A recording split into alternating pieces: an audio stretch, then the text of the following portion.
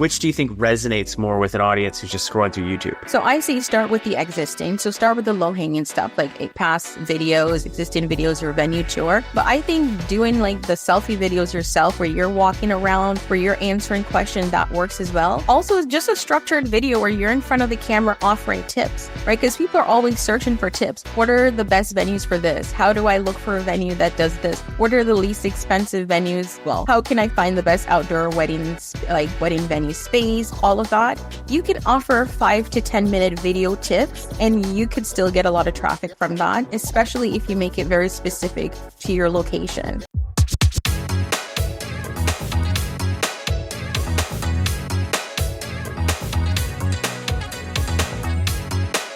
Welcome to the Venue RX. On this show, we document and share best practices around owning, operating, and managing world-class wedding venues. What's up, everyone? Jonathan here with the Venue RX, and today's episode is going to be one that you're going to want to listen to because, as many of you may have noticed in the wedding and events industry, we are experiencing a sales cycle that for a lot of people is not really what they had hoped. You know, they're people who are struggling with their sales. There are people who are struggling with their marketing. And I know we've certainly seen that across the venues that we manage as well. And so today's guest is someone who really focuses on sales and marketing. And we're going to have a very in-depth conversation about that today. So I could not be more excited to welcome to the show, Jody-Ann Rowe. Thank you so much for being here today. Thanks for having me. I'm happy to be here. Well, this is going to be great. Your business, the event certificate, it's all about, like, if you even just pull up your webpage, and we're going to have all that linked in the description below, you know, you're all about sales and marketing. Could you give me a little bit of a backdrop, how you got into A, sales and marketing, and then B, why the wedding industry? Oh, so my path here was not linear. So I'll try to keep it as short as possible. I started with like a degree in economics, which I graduated from and decided to do nothing with. So I threw it in the garbage and just entered the university administration, which led me into working as an event planner in-house at the law school at the university. So that's when I got started in events. So I was responsible for planning all the workshops, conferences, all of that stuff. But I was also tasked with marketing for those events. So I had to get butts in seats. So that's where a lot of my marketing muscles started to develop. Then I was also doing a lot of side hustles. So I've always been a side hustler, always had a side business. And a lot of them were online, especially when I was in university or when I was working full time, right? Just for that flexibility. So I had to learn how to market them. So first I was doing like a babysitting matching agency, which I was marketing through like online directories and Craigslist. Then I moved into doing, I don't know if you remember, I'm aging myself, like Adobe Form Designer. So I used to create fillable PDF forms for small businesses that had like Word forms that you had to fill out and send in. And then I went to Etsy and I was doing a bit of like Etsy selling with vintage purses. So all of that was where I really learned the online marketing piece. And then finally, I started an event planning business on the side while working full time. And that's where a lot of people started asking me kind of like, how did you get here? How are you marketing this business on the side? How are you getting clients? And that's where I decided to start the event certificate. Now, mind you, where it started from and where it is today are completely different because I thought people just wanted to know how to be an event planner. Obviously, that's changed, and that's where you find me today, where I'm focused mainly on marketing and lead generation. Got it. Wow. That's, like you said, not a very linear journey. At all.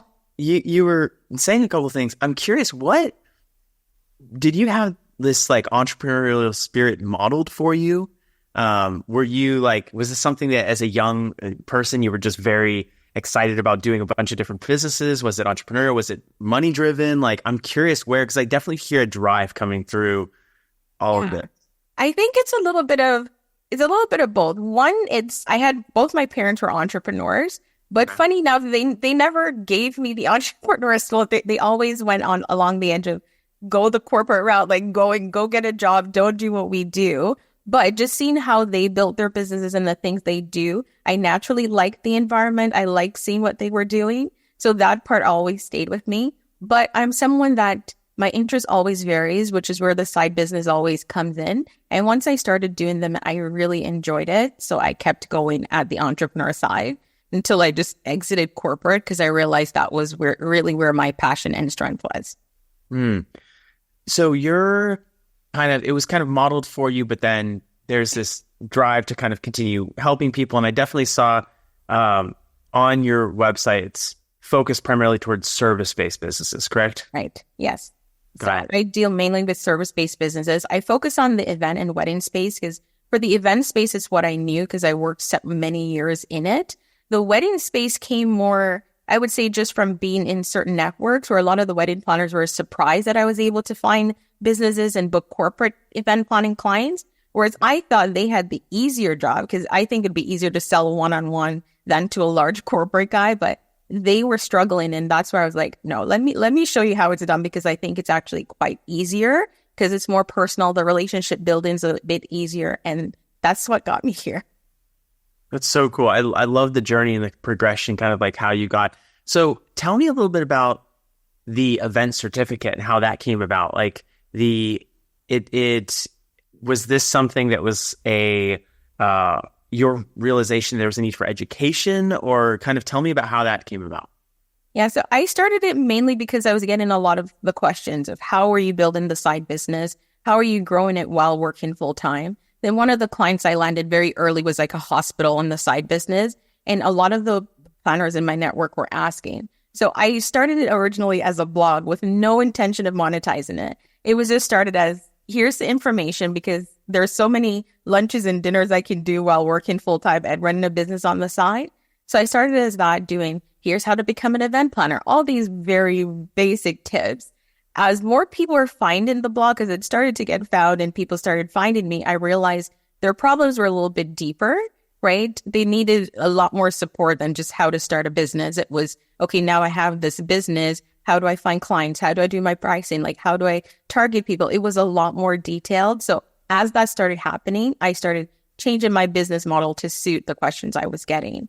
So I kind of merged that into more information, a little bit of workshops, courses, and then one-on-one services as well. So Jody, I have a question about this whole thing. I see you have an incredible YouTube channel first. I got to say, like, huge kudos. It's evident that you really know what you're doing online, but for many people, the online space can feel either confusing or maybe they feel like, oh, I'm not techie or I'm not tech savvy, or, it feels like there are some of these blocks to being good online, whatever that means, having an online presence, whether it's, an Instagram, a thriving YouTube channel like you have. What advice would you have to someone who maybe is coming from that starting place and saying, I'm not really techie, I don't really know where to start. Should I be out here on TikTok? Should I be over here on YouTube? Like, what should I do first, especially if I'm not really comfortable with technology from the get-go? Yeah, so I honestly always say start with where you think your clients are, at least where you know your clients might be. I find sometimes people are all about, like, for example, I have a client and she is so worried about Instagram and now posting regularly and be on Instagram. But once I went into her business and started working, I realized that most of the clients she's trying to reach actually started on Pinterest. They didn't start their journey on Instagram. So I say try to look into where you feel comfortable, where your clients are also going to be. Look at the type of things that you do when you're looking for a business, right? Remove tech from the conversation. If you're looking for a service provider, how do you start that process?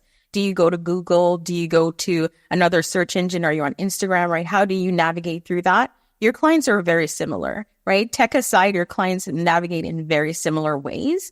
And what are the information you'd like to see from businesses? It's going to be very similar for them as well. So I try to make it less focused on tech first, and then look at more of the journey, and then try to add in the tech. And then you look at the platforms, right? Definitely. And I think specifically for the wedding industry, something that it's been said before, but it rings true. Our clients are constantly kind of staying the same age, right? And certainly people are getting married, older. Yep.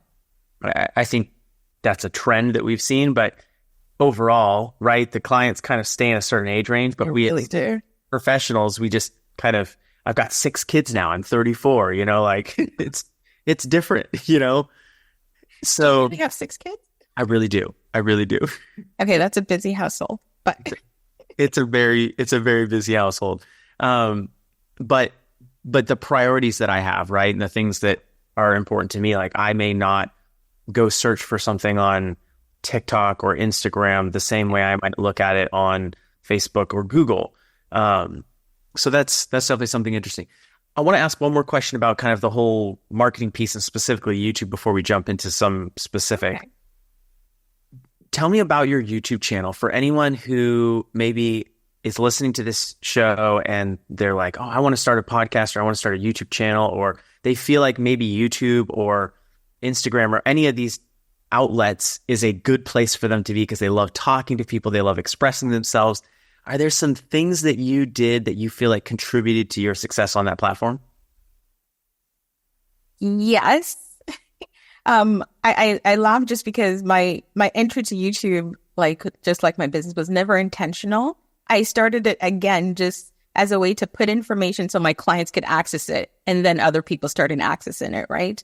But just from the years of doing YouTube, one of the things that I say, if you enjoy video, which I think most people should just do it, whether you enjoy it or not. If you're just trying to serve, right, you go from a place of service. One of the biggest things I've seen for my YouTube success is definitely starting with my clients in mind. Before, I used to create content based on what I thought people might want to hear, and I realized a lot of it was driven from what I think they should be doing. So research is a huge part before you jump on any platform. Just think about what your clients usually ask you, what they're usually looking for. And those are great starting topics for any platform, whether you're creating content on TikTok, YouTube, or Instagram, right? So research is a huge piece of it. I find consistency definitely works when you choose a platform. Just showing up frequently so people are seeing you, they become familiar with you and your brand. Those are the two key drivers I found for myself. Now, there are other things that gets more niche, like the type of targeting and keywords and all that juicy stuff, but I think that goes a little deeper, and we can go into those if you'd like.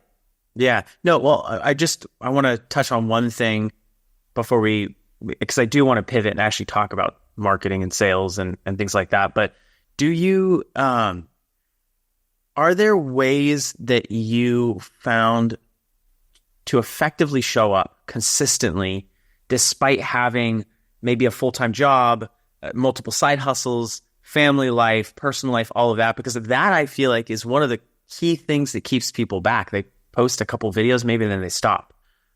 Oh, for sure. For me, like I have a toddler, so I can speak to, like, we're quite busy. Like my husband has a very busy job, so we really do have to schedule a lot in our house.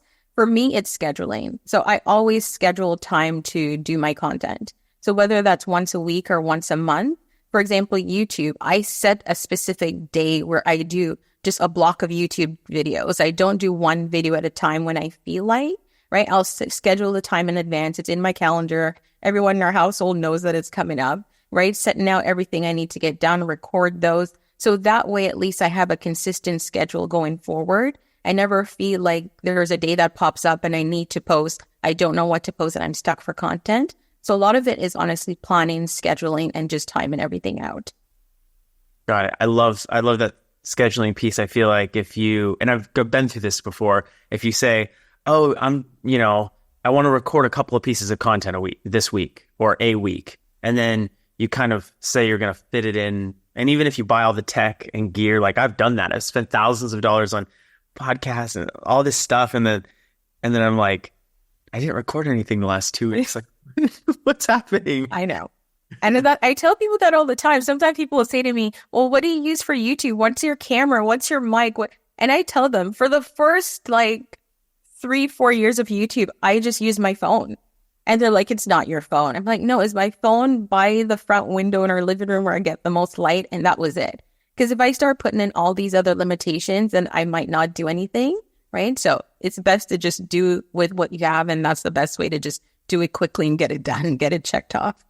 I love that.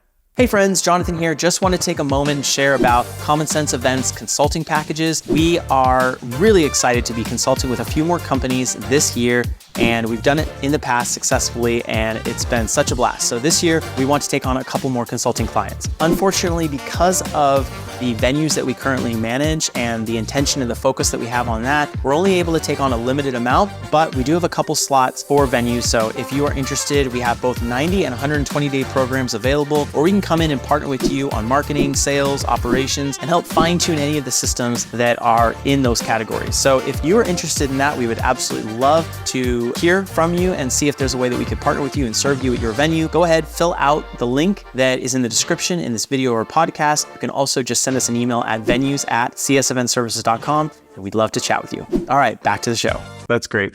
Okay, so I want to shift gears a little bit here and just talk about like the meat and potatoes of the sales and marketing and some of the services that you provide. Before, and maybe as kind of a framing to this discussion, are there pieces of either the marketing world and kind of as a subset of that, I guess, advertising? So, Google ads, Facebook ads, things like that, actually paying for exposure versus organic exposure, like posting on Instagram and things like that. Are there things that you would recommend outsourcing for the majority of people? Unless, of course, you have a specialized skill set, but are there things that you recommend that people outsource to a professional versus trying to do themselves in-house? Yeah, honestly, I say outsource everything if you don't have the time, but I think there are lots of things you can do on your own, but there are some things I find when I meet clients they've struggled with for so many years and spend so much money where it could have been done faster. Advertising is definitely one of them. So like running ads is not a service we offer anymore, but it's one that I think clients definitely should outsource. Just because when you outsource it, you're working with someone they've been in the game for a bit. They work with multiple clients. They're seeing different accounts. They're seeing what's working, what's not working. So they're bringing in a level of expertise that you might not see when you're just focused on your one account, right? So they might look at it, for example, and say, the elections are coming up, right? So your Facebook ads might needed to have started months ago, or, don't jump in right now unless you have a budget of this amount because you're not going to be able to outspend the political campaigning, right? So just experience like that is very different. So those ones I see definitely outsource if you can. The marketing piece is a little tricky. For social media, I find people are usually hesitant on that piece about outsourcing. So I say if you can do social media well, do it yourself, play around, see what works, see what doesn't, right? If not, outsource it. Website, definitely outsource it. Outsource to web designers. They usually have certain skills and expertise that you might not see in terms of just layout for better conversions, especially if they're versed in SEO, then they know what content works in terms of putting it on your website, what it will look like on the back end, all of that, right? Don't try to do it yourself and come up with something really poorly and then leave it for years. And that's the other piece too. I find sometimes people will DIY, and I say, if you don't have the money, DIY it, but the minute you do, get it fixed, right? And often people don't do that piece. They'll DIY it and then just leave it. And when they're not seeing conversions, then they start to backtrack and try to fix the problem. Yeah, I've seen that quite a bit too. I'm wondering on the advertising side, just especially with the time that you've been in this industry, I get comments from people all the time like, and I guarantee there's going to be someone listening to this or watching this who said this, but they'll say something like, we're thinking about spending $500 to $1,000 on Google ads or Facebook ads now, but we've never had to spend $1 on advertising before. Yeah. Is this kind of a similar trend that you've seen? Like people have to maybe spend a little or try a little harder to show up in today's landscape? Oh, for sure. So we don't offer advertising as much, but my clients do. Like I'll usually refer them to an ad agency, and a lot of them are having to spend a lot more than they normally see, especially this year because leads are down. I find with Facebook though, it's like comparing, I don't know, it's like comparing anything pre-pandemic, right? Everything used to work differently then. Grocery prices were different, so it's a lot different. I remember the days when I used to run Facebook ad and could get a lead for 3 cents, 4 cents, like that's just non-existent anymore. Will that change next year? That's hard to say because next year we might have a different set of conditions that you never predicted, right? So I say it is going to be harder. You might need to up that budget. It all just depends on, I always say, look at your ROI. If you're actually getting clients when you're increasing the budget and it's worth it, then I don't worry too much about the cost to actually acquire that client. I think that's super important, what you just said, because I think that we can sometimes get caught up in the price, but if the price of the ad, whatever platform it is, leads to conversion, totally makes sense. Like spend more, right? Because think about, if you're a vendor, your prices might also have increased in that time period, right? Yep. It's so true. It's so true. So let's kind of set advertising to the side for a moment. As I was doing some research, I saw even in like your testimonial section, you had, experiences and testimonials coming from caterers and from planners and from a venue I saw in there. And like, it looks like you've worked with quite a diverse set of almost sub-industries inside of the event industry as a whole. And so what are some things that you feel like are commonalities against all of these different subsets, and how are you able to kind of effectively help them find their voice and maybe generate more leads? Yeah, so I think, honestly, the common thing amongst most of them is just understanding who their clients are and how they're navigating to find them. That's one of the main things. And in my experience, not a lot of people realize this. So they often have ideas of what a client might be doing. Like I'll give you an example. A large part of what we do for lead generation, we focus on content marketing, like your website content, and we do some other search engines like YouTube and Pinterest. So, but one of the things that I find with a lot of clients is they'll put stuff on their website that no one will search, like how they name their packages, the diamond champagne, like all like princess package. And I'm like, nobody's searching this, right? But if you really do want to show up in a search, then you need to be putting like a wedding venue, et cetera, package, like your location, like very specific things. And I find that's one of the biggest obstacles that they tend to have in common. Like even the caterers, like I'll go on a caterer. I had a client recently went on her website and I was reading the whole thing and I could count the amount of times I saw catering, food, or just wedding on their homepage. Like, right? It was like delicious and but nothing specific to the items. Why is that important? Well, that's important just because in your client go to a search engine like Google, those are the words they're typing in, right? And for your website to show up and for them to find you, Google does a matching, right? It looks for the keywords they type in, are those keywords on your website, and they do that search and they do that match for you to show up. So when those things are not aligning, that's the reason you have a hard time ranking or a hard time getting found and ultimately getting leads. So if you're starting your website today, maybe you are DIYing it. It sounds like 100% making sure that you're describing it almost if someone has never heard of what you do before. You're describing it to a 4th or 5th grader, right? You're telling them, we're a catering company. We provide food at your event. You're actually very, very clear, right? Yes, definitely. What you don't need is the we turn your dreams into reality that everybody tends to use kind of language. We turns your vision into reality. Because I've yet to meet the client that goes to Google and search that, right? But what they are searching is wedding caterers near me, wedding venues. Like they're being very specific, and you should too. I tell my clients, keep the cutesy pretty stuff for once you have a book calendar and you're at the place where you're well known, then you can get cute. Yeah. So that is something I've heard people say before, like, don't be cute, be clear. Yes. Yeah. But you also mentioned something, you said, save some of that verbiage for when you have a booked calendar. So do you feel like there's a shift in how you're marketing, how you approach your marketing when you're just starting out versus when you're a little bit more mature in business? I think so. I think when you're a little bit more mature in business and you're well known, it's easier to get away with doing certain things, right? Because then your brand is so visible that you might not need to be, you're probably already meeting a lot of the search criteria to show up in search engines, or even for people just to find you on social media, because maybe at that point you already have a really large following, right? And at that point, I find a lot of the new people that come in, they will look at the established planners, established venues, and they try to more or less kind of imitate what they're doing, not realizing that they've been here for 15 years and already established like a really good rank and really good following. So it's not quite the same. Yeah. And probably have the budget to support hiring. Oh, that's a big piece. Yeah. Because it's very tough to, emulate something. Like we have people who are pushing out content sometimes daily on all of the venue channels. If you're just starting out and you're doing a little bit of everything, you may only be able to do 2 or 3 pieces a week. And that's not necessarily a bad thing. So that makes sense. We've talked a lot about, and I've heard you mention search engines and referring to Pinterest as a search engine and YouTube as a search engine.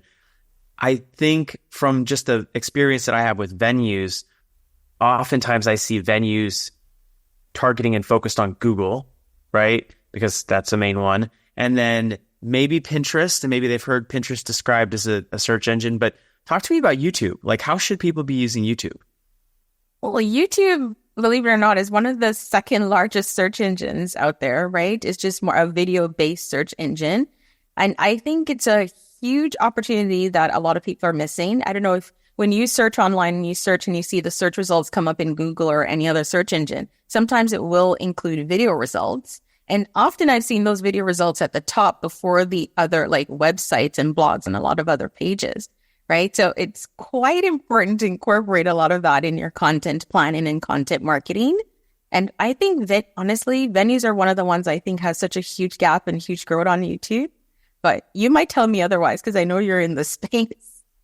No, maybe you have a ton of people who are on there, but I'm not seeing them. No, I'm not. And that's why I kind of wanted to get your take on this, because like you have such a great YouTube presence, but also when I'm thinking about a venue, it's so visually driven. Like people are going to spend the night or the weekend at some of these gorgeous locations. It's visual, so to that end, and let's kind of hone in really quick here on venues, and then we can talk about some of the other sub industries as well. But to that end with venues, what are some ways that a venue can show up creatively on YouTube that are maybe not the same as they would want to show up in that same visual way on Instagram or Pinterest?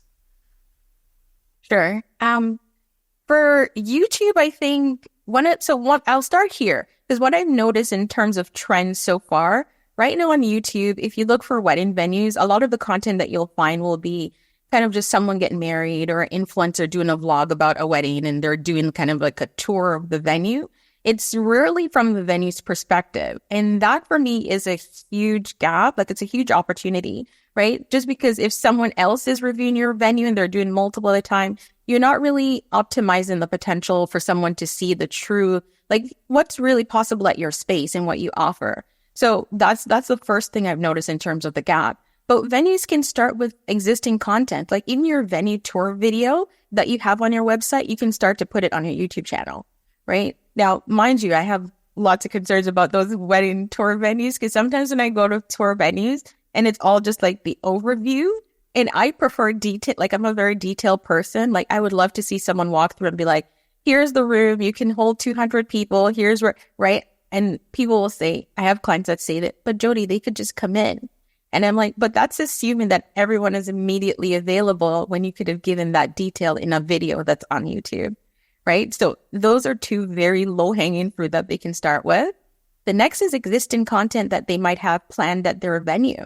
So if you've had stuff planned at your venue, you might have really nice overview shots, like, the aerial shots of your outdoor venue or other clips. Those are great for YouTube shorts. And I'm not talking those 2-hour wedding venues of John and Kate, because nobody might be looking up John and Kate, but just really nice clips from their wedding that's really nicely decorated and still showcases bits of your space. Those are the easiest to start with, in my opinion. Yeah, that's great advice. What about the style? Because as I'm thinking through, I'm like, as you're talking, I'm thinking through videos that I've seen, and a lot of times it's like these big panoramic shots, maybe drone shots. Of course, as venuers, we love those big, expansive drone shots of the space. So that might be on there, and there might be a couple of beautiful clips, and then, like you said, it's usually some sort of wedding video from a specific client. A lot of times you hear vows and you hear some of the different things that are for that client. Do you think that is more effective, or maybe doing like almost like a got my phone here, like a selfie style, hey guys, this is Jonathan over at River Garden. I want to take you around. Like, which do you think resonates more with an audience who's just scrolling through YouTube? I honestly, I like to take the multi approach where you kind of do everything. So I say start with the existing. So start with the low hanging stuff, like past videos, existing videos, your venue tour.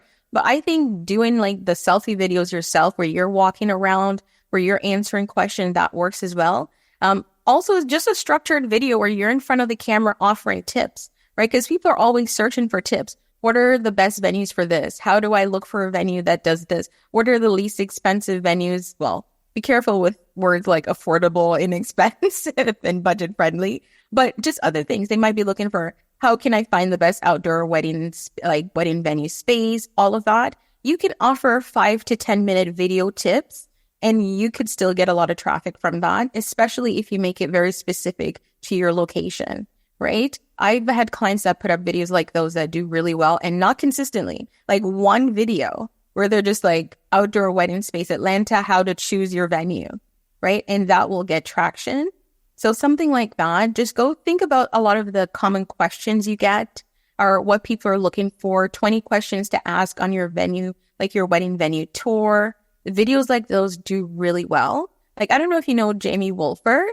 Like, Jamie Wolfer is a wedding planner that does YouTube. Yeah. And she's always my perfect example when I say to people, here's what you can achieve when you actually just use YouTube, but to drive leads, right? Is a perfect example of, I think, what others can do because it's all just tip-based for the couples. Pardon the interruption. I wanted to take a moment and share with you about WEVA. WEVA stands for Wedding and Event Venue Association, and it is a professional association custom built for venue owners and operators. We felt like there was a lack of resources, community, education, and networking available specifically for our industry.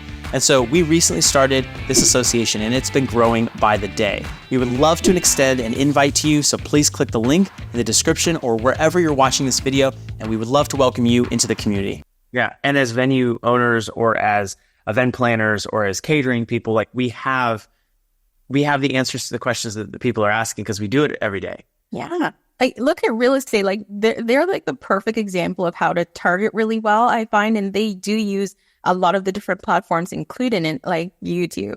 And even if you think about destination, I know destination wedding venues that have nothing in terms of targeting like that on YouTube. So I'll say to someone, like I had a consult with a client recently and I say, have you thought about just doing YouTube to target what people are looking for? Not just about your venue, but if you're coming to a specific area for a venue, you might be looking at other things around the area. Try to target that type of content as well. That's a really good lead generator because you're getting them before they even make that venue decision.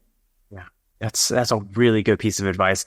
And I love the kind of leading questions, not like how to write vows, because that's probably after it's gone down. Yeah. At that point, they've probably made decisions about their vendors already. Exactly. Maybe search terms that are like, you're thinking that you might get proposed to soon. So yes. in that phase. Jody, something came to my mind that I feel like could be really helpful for the audience. So I want to just like pivot and take this, and we'll, of course, probably make this into a clip. But I'm wondering if you could take us through some of the different platforms that are widely used. So, TikTok, YouTube long form and YouTube Shorts, Instagram, Pinterest, your website, Google My Business, like any of the ones that you're actively using. And if you could just kind of say, I would use, people are using search to actually search for a specific thing. They're using Instagram to look at pretty pictures or videos or whatever. Like, could you give kind of, and we're mid 2024 here, could you give what's your perspective, your POV on how to appropriately and properly use some of these different platforms for their specific uses for people in the event space? Okay. Is that TikTok? I'll hesitate on because I don't even use TikTok that personally. But I'll start with YouTube. For YouTube, I find the regular standard YouTube videos are really good for sharing tip information or just, am I speaking to venue specifically? If you're a venue, then you're looking for, you could do full shots of your venue tours, venue questions, all of that kind of stuff is really good. The shorts, I think, are really nice for showing behind the scenes. They're good for little clips of past videos. They're good for if you just want to talk to the camera and answer questions, or if you just want to give tips and advice that's really short. That's really good. For Instagram, what I find works really well. So Reels work well for enhanced wedding videos. Like I find if you can really clip and showcase some of the best shots of the wedding video, it works really well. And then you throw in that POV on top of it with something really catchy or funny, it gets a lot of engagement. The still work I've seen, I go through my client's account, and the still do work. They don't get the same engagement as Reels with just like something funny. Google My Business. I'm trying to quick shot this. Google My Business. Google My Business is a tricky one. Because I find it, in my experience, has been location dependent sometimes. But if you have an optimized listing, assuming you have all your right keywords throughout your Google My description, all your information is completed accurately, you have really good photos. The other thing I've seen drives a lot of good engagement is adding updates to your profile. And this doesn't need to be daily. I would say maybe 2, maybe 3 times a week, like doing updates there works really well. And a lot of what you post could be like content even from your website. If you have packages, offers, maybe just a blog post with a little clip and then lead them to read more, something to your offer, to contact you, link to your venue tour, just to say, if you want to look at a venue in Los Angeles that has an outdoor space, like things like that works really well in the updates. Frequently asked questions, right, on Google Business Listing is really good. Because it's a section where we assume that our clients will fill them out, but a lot of them don't. They might just come to your website. But if they do a search, if it's on Google My Business, then it will pop up faster. So I'll usually tell my clients, if you can, try to get that area filled out. The methods that you use, if you want to ask a family member to submit the question, then you answer, it's up to you. So that works really well. What's the other platform? Did I miss anything? No, I love that. Just really quick, I want to camp on the FAQs for a second. That's great. And a lot of times we have different email addresses, and therefore we have different accounts, and so you can, if you have a business or work account, or you have, a side hustle that has its own email, or even a junk email that you use, you can use that email to ask yourself the questions. Yeah. You're 100% right. And that's stuff that people are looking for. Yes. And Google is going to rank that higher. That's great. And it does, because you often see it pop. I don't know if you've seen it when you do a search, it will pop up, like it will pull from a review the keyword and try to match it. It will do the same thing for the frequently asked questions. Yeah. Yeah, that's huge. So I think we did Google My Business, Instagram, you covered Shorts and Reels, YouTube. What about Pinterest? So for Pinterest, I find Pinterest is a search engine, right? So I tell my clients to take the approach of, if I have nothing to pin, always start with what you already have. So whatever your past events are, those should be pinnable images, right? So use that to create your pin boards and pin those, but don't stop there. You can pin also your blog posts, which most of my clients do. They do have content, right? You can pin your blogs. If you have any lead magnets on your site, like one of the lead magnets that I find some of my venue clients, like it works really well, is just like a wedding planning checklist. So we'll pin that to Pinterest as a way to drive additional leads, right? Because it pushes them into a funnel. If you have specific offers, as long as they're not just like a 24-hour, like 1-week offer, they still work really well on Pinterest. I suggest pinning packages. Like I like pinning action pages, like specific things. So I'll say, if you have a wedding planning package that a lot of people are searching, there was a period where everyone was going through like this boho theme thing. I was telling my clients, pin your boho theme weddings, but also pin your packages that link to that. And that drove us traffic. So there's so many options with Pinterest, and it's nothing new that you have to create. I'm curious with Pinterest as a search engine, does any sort of like location tagging matter, or any sort of like putting it in the either description, or is there because search terms like, I go and like Google and it asks, can we have your location, right? Because they want to send search results that are relevant to where I am physically. Is that similar on Pinterest or not as much? So it is only because I like to ensure that the traffic coming is relevant to you. So I like to do boards that are also location specific. So if I'm doing, I don't know, boho themed wedding, I like to make it boho themed wedding in Atlanta. Just so depending on what keywords they're typing, it's coming up, or at least even if it comes up and someone sees it, they kind of have an idea of the location. The other thing too is a lot of the blog posts that I suggest pinning will often be location specific. So it'll be like 21 tips for choosing your Atlanta wedding venue, right? So it's going to be specific content anyways. But yeah, definitely I think location is important because traffic is great. But if the traffic is coming, you're getting traffic from India, Nigeria, and that's not where you're based, then it's not that helpful for leads. So definitely. Yeah. Are you in the Atlanta area? No, I'm in Toronto, but I have so many clients in Atlanta. People always say that you use it a lot for reference. I was like, because I have so many clients in the Georgia, especially the greater Atlanta area. Yeah, I was going to say the greater Atlanta area. And the interesting thing about that area also is it is extremely metropolitan and extremely diverse. Like you'll have, and I guess it makes sense because, the Atlanta airport's one of the largest in the world, but you get so many different cultures there. You get so many different, like you could be a wedding venue or even a planner that focuses on Nigerian weddings or focuses on and you'll get a little bit of that. You'll get rustic, you'll get, Southern, you'll get there's so many different. It really is. Yeah, it is. Yeah, that's neat. So I want to wrap up today's conversation with, if you are brand new to this industry, to the events industry, and maybe you're listening to this and you're on your side hustle phase, right? You've got your full-time job, you're on your side hustle phase. Maybe you want to get into catering or event planning or venue management or venue ownership or whatever the case may be.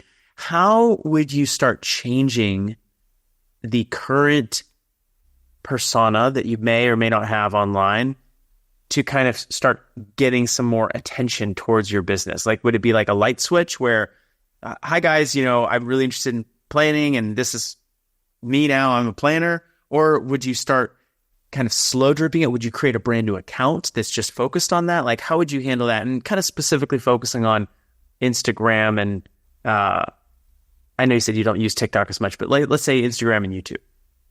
Okay. If you already have an existing personal brand, yeah, I'm one for keeping those two things separate. Especially if you have, let's say if you're a venue or a caterer. If you're a caterer, maybe it might help to have an existing brand because people know you, they trust you, especially when it comes to food handling, and then you can launch off into something else. So it could be a slow drip. I believe that you should bring your audience along with you anyways. And if they want to come, they come. If they don't. But I'm always for the separating the brands, but doing a little bit of drip. So dripping it out. I'm starting this business. I'm doing this thing. Get people who are engaged to let them. Then you can say, I'm starting this brand over here. Come over here and join me. But the thing about that is, while you do want those followers, those might not necessarily be your target clients anyways. So starting the new brand gives you an opportunity to really just post a lot of focused content without annoying maybe who's already following you. And I say annoying very loosely. Maybe they're fine with that content. Yeah. Yeah, that makes sense. Especially, I like the dripping into the, hey, if you've liked this content, go follow me over here. Yeah. That definitely makes sense. So in kind of a concluding question, what are some things that you wish people, maybe even almost to the point of pet peeves, maybe, that come to mind when you start working with people around their sales and marketing? And maybe it's even stuff when it comes to working with you or other professionals, maybe misconceptions that people have around the work that you can do with them. Are there some things that you kind of wish that you could shout from the rooftops and say, hey guys, you need to know this? What are some of those things?